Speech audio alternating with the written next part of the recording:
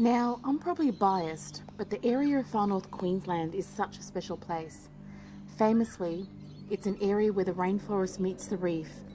It is a gorgeous coastline peppered with picturesque islands, walking trails and picnic spots that allow you to enjoy beautiful green rainforest and crystal clear swimming spots.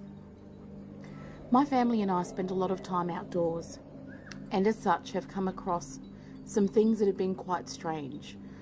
We have all heard the stories of old creatures and beings that belong to this area, who are known by the traditional First Nation people of this area.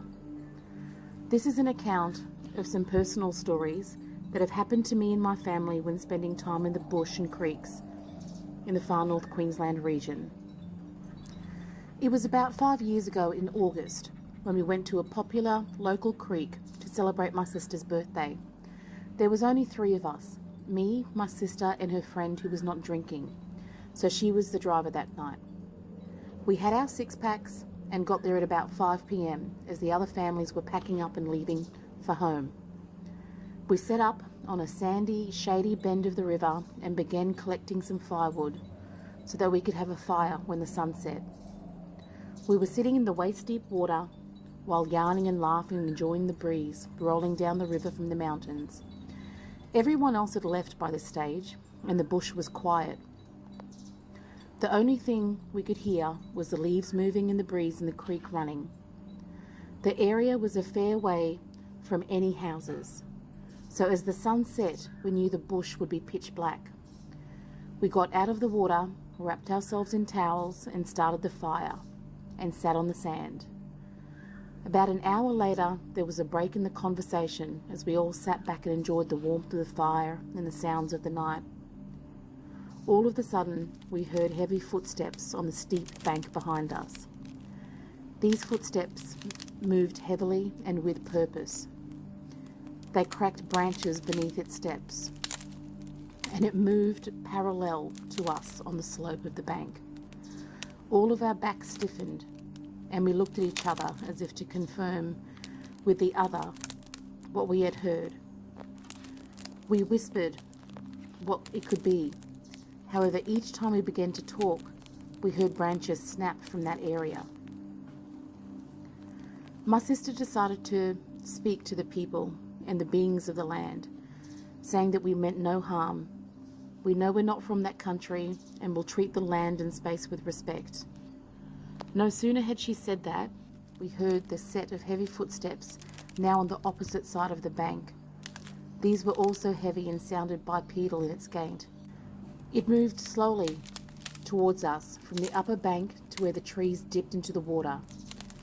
I stared into the dark where the trees lined the water, but I couldn't see anything from the firelight.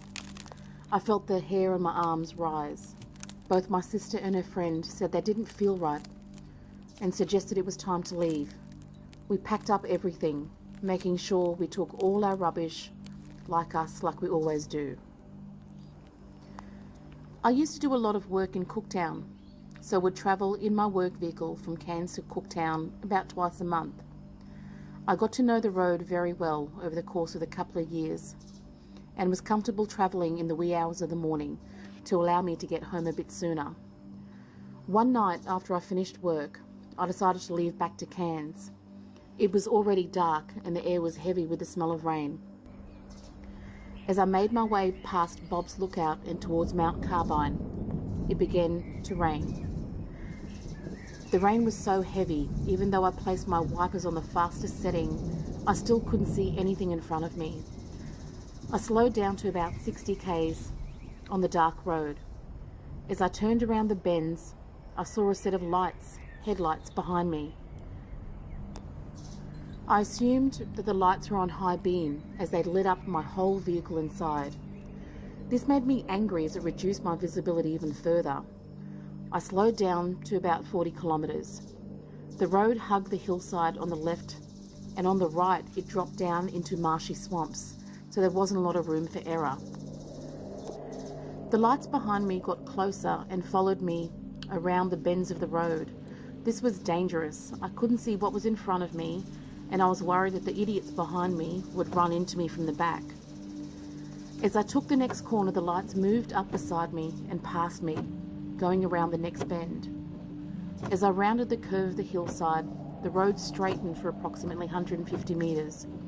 I was shocked as I didn't see the lights of the car in front of me. They were gone, and the road was dark. It was still raining hard. I remember thinking, where the heck did they go? There is no way that they could have covered 150 metres in the second it took me to get around that corner. Where were they? I then thought, oh my God, they went off the side of the road into the marshland. I slowed the vehicle and did a 3-point turn. I went slowly back over the last part of the road, looking down the slope for headlights in the swamp, but I didn't see anything. The rain had slowed by then, and I turned around again and went back on my way.